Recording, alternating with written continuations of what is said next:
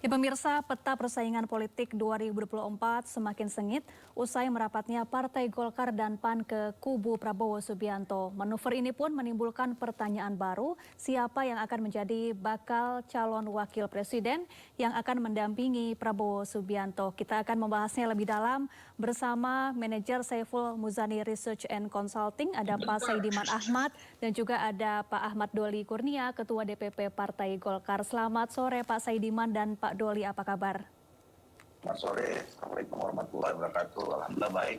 Waalaikumsalam warahmatullahi wabarakatuh, dan kami juga sudah mengontak pihak PKB namun belum ada yang bersedia untuk bergabung dalam dialog sore ini. Saya ingin ke Pak Doli terlebih dahulu.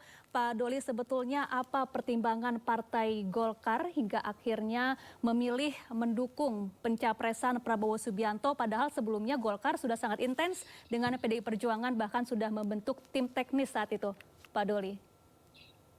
Ya, sebenarnya keputusan yang kemarin diambil oleh Partai Golkar melakukan kerjasama dengan Partai Gerindra sudah melalui proses yang cukup panjang dan sangat dinamis sebetulnya. Ya,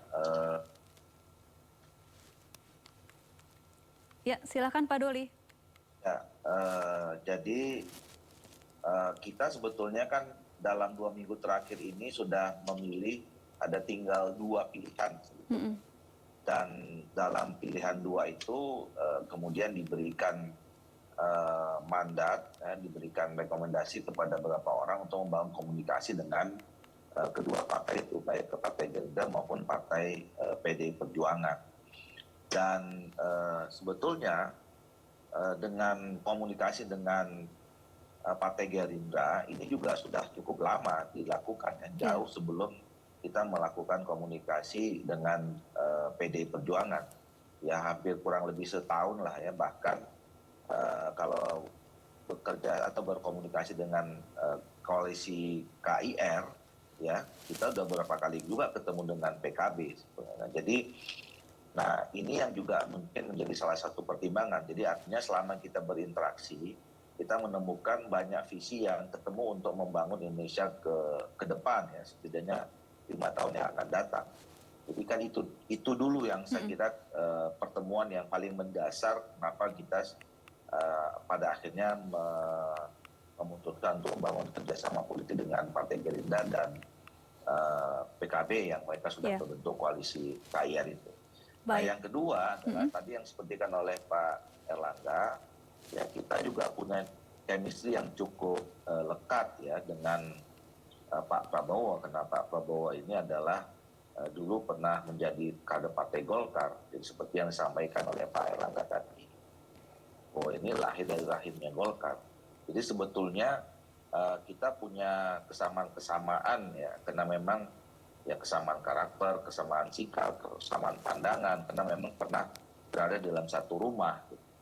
Nah yang ketiga adalah tentu ada pembicaraan-pembicaraan ya, perumusan kerjasama ya, yang semuanya itu tentu sudah mulai dibicarakan, walaupun memang harus dilanjutkan dengan pembicaraan yang lebih detail ya. Pembicaraan tentang pembagian peran, kerjasama, kontribusi dan seterusnya ke depan. Nah ini yang mungkin juga menjadi salah satu pertimbangan kenapa pada akhirnya kita memutuskan bekerja sama dengan Partai Gerindra. Baik, Pak Saidiman, dengan merapatnya PAN dan Golkar ke koalisi KKIR ini, bagaimana peta persaingan politik jelang 2024? Ada juga yang menilai ini seperti deja vu Pilpres 2019 lalu. Iya, saya kira itu benar. Jadi koalisi yang ada sekarang itu mengingatkan pada koalisi 2014, di mana PAN, Golkar, dan Gerindra bergabung mendukung Prabowo Subianto.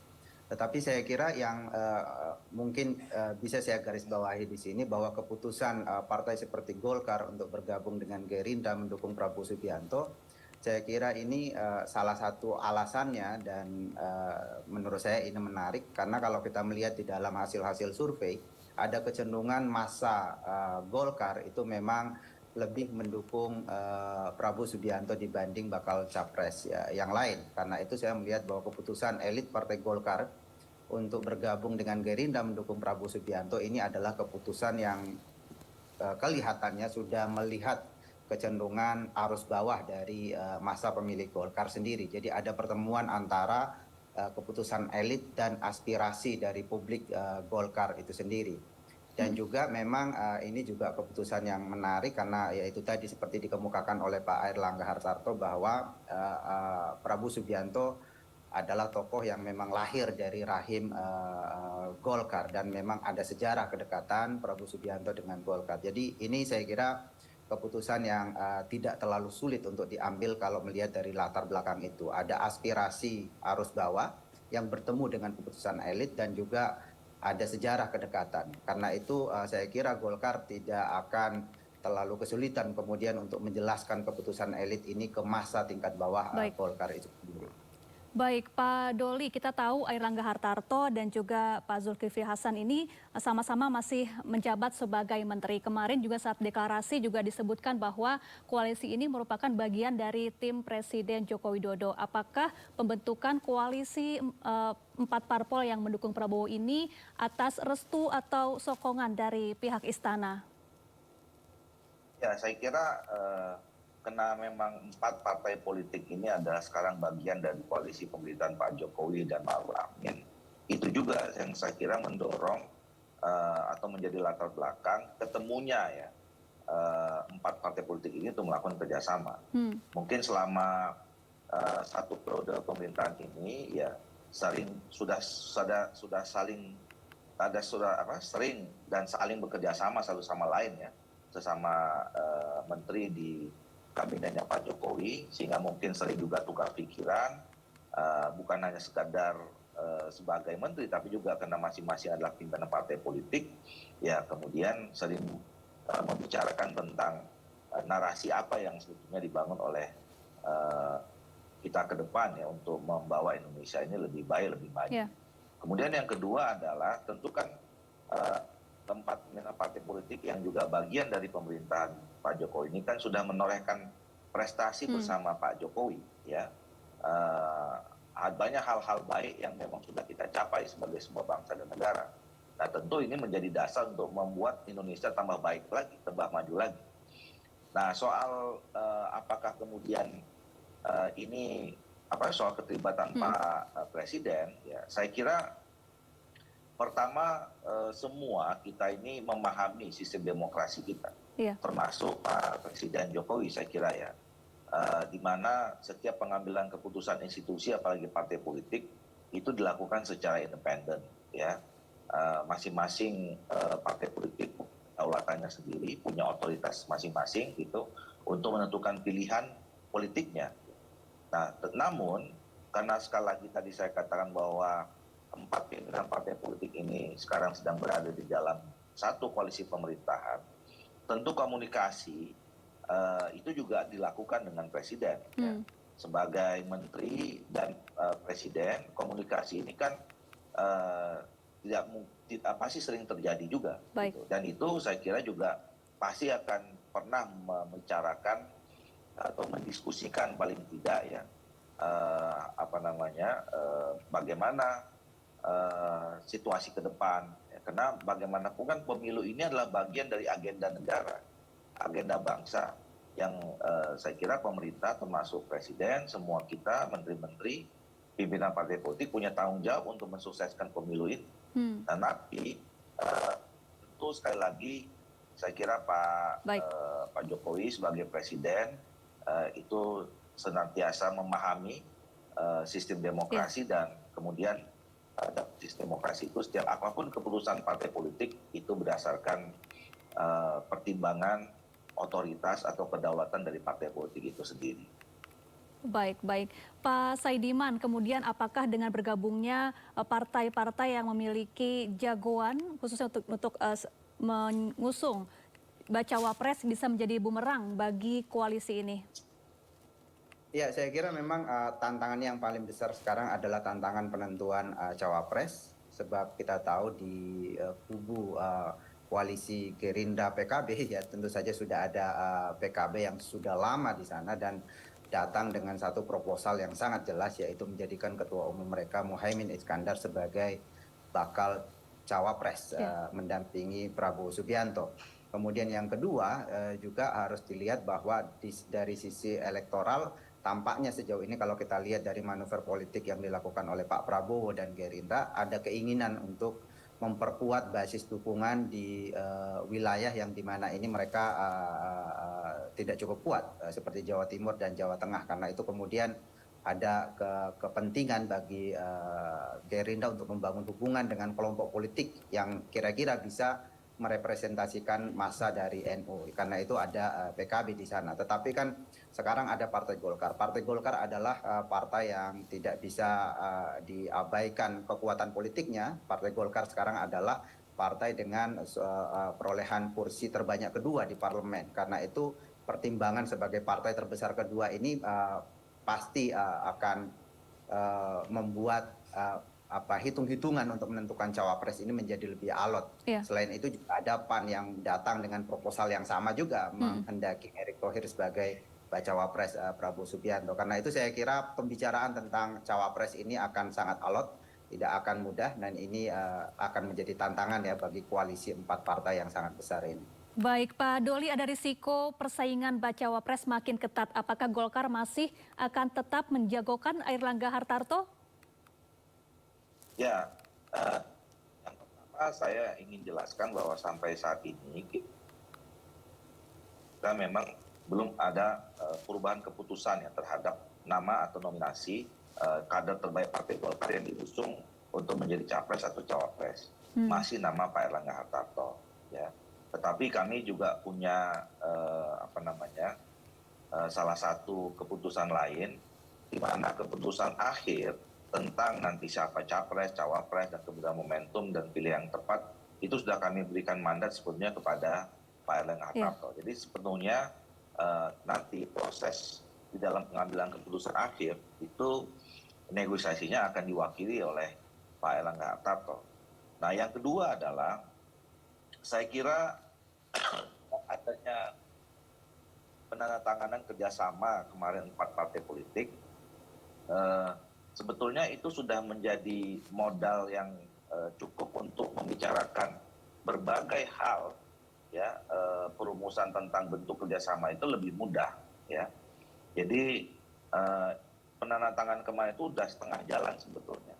Jadi walaupun memang masing-masing partai politik tentu menginginkan ya peran yang nanti akan diberikan, ya baik itu dalam pemenangan ataupun nanti misalnya kalau partai koalisi ini diberi kesempatan kepercayaan menang oleh rakyat itu secara maksimal. Nah tentu selain presiden, peran yang maksimal itu adalah wakil presiden. Nah, tentu yang lain-lain juga ya ada posisi-posisi penting baik itu kerjasama di parlemen dan seterusnya gitu. Nah tetapi yang paling penting itu kan adalah bagaimana koalisi yang terbentuk ini dapat memenangkan pemilu tahun 2024. Itu yang saya kira menjadi dasar nanti pada saat kita membicarakan tentang siapa calon wakil presidennya. Nah, oleh karena itu menurut saya ya sebetulnya dengan penandatangan kemarin itu tidak akan alot-alot amat juga gitu. Karena pasti sudah ada kesepahaman bahwa yang dibicarakan nanti adalah bagaimana calon wakil presiden itu adalah calon wakil presiden yang betul-betul bisa melengkapi ya, Baik Pak Doli, figur Pak Prabowo dan juga bisa membantu memenangkan Partai Golkar. Dan walaupun kami sekali lagi mengatakan ya masing-masing partai politik termasuk Golkar ya masih punya harapan agar wakil presiden atau calon wakil presiden Pak Prabowo itu dari unsur Partai Golkar. Baik, jadi Pak Doli sebelum Partai Golkar ikut menandatangani kerjasama politik ini, Partai Golkar sudah tahu dan sadar betul ya bahwa ada risiko persaingan ketat penentuan bakal cawapres pendamping Prabowo Subianto. Jika seandainya Airlangga tidak dijadikan sebagai bakal cawapres pendamping Prabowo, Partai Golkar tetap akan menerima. Ya nanti kan kita lihat perkembangannya ya. Sejauh ini kita sudah menandatangani kerjasama dan itu nanti akan menjadi bagian perundingan perumusan kerjasama yang lebih detail lagi dan kita tetap berharap ya, apalagi kan Pak Prabowo mengatakan keputusan itu nanti akan diambil secara musyawarah ya dibicarakan antara keempat pimpinan partai politik. Saya kira itu yang menjadi jalan terbaik nanti ya Pak. Jadi sehingga apapun keputusannya itu bisa diterima oleh Baik, semua pimpinan partai baik. politik Terakhir yang ikut. Pak Saidiman, lalu bagaimana dengan nasib koalisi PDI Perjuangan yang mengusung Ganjar Pranowo jika dihitung presidensial threshold-nya justru lebih sedikit dibandingkan dengan Prabowo Subianto? Iya, saya kira posisi koalisi atau poros Ganjar Pranowo tidak terlalu terpengaruh sebenarnya ya, karena mereka sudah aman untuk maju. PDIP sendiri dengan atau tanpa partai pendukung kan bisa mengajukan Ganjar Pranowo sebagai calon presiden. Sebenarnya kalau kita lihat dari sisi ini, Ganjar Pranowo sejauh ini masih calon presiden yang relatif lebih aman ya. Bahkan sebenarnya karena posisinya sangat aman, misalnya kalau ada partai yang mendukungnya sekarang keluar, itu tidak akan mempengaruhi kans dia untuk maju, karena itu kemudian saya kira persoalan tentang calon wakil presiden walaupun belum ditentukan itu tampaknya di koalisi Ganjar Pranowo mungkin persoalannya tidak seberat, katakanlah demikian, dibandingkan koalisi-koalisi lain yang di sana ada pertimbangan politik. Tetapi di koalisi Ganjar Pranowo saya kira PDIP atau partai-partai pendukungnya bisa membicarakan ini secara lebih objektif, misalnya mencari tokoh yang kira-kira ya lebih kuat dari sisi kualitas personal, misalnya dari sisi teknokratis, dari sisi kualitas misalnya, dibandingkan pembicaraan mengenai aspek keterwakilan politik dari partai-partai politik pendukungnya, karena mereka tidak punya beban yang seberat, misalnya katakanlah di koalisi perubahan satu saja partai yang keluar dari sana kan tidak jadi koalisi itu. Jadi saya kira koalisi Ganjar Pranowo jauh lebih aman sejauh ini jika dibanding dengan yang lain. Baik, terima kasih Pak Saidiman Ahmad, manajer SMRC, dan juga Pak Ahmad Doli Kurnia, Ketua DPP Partai Golkar, telah bergabung bersama kami di Sindo Sore. Selamat beraktivitas kembali, salam sehat selalu.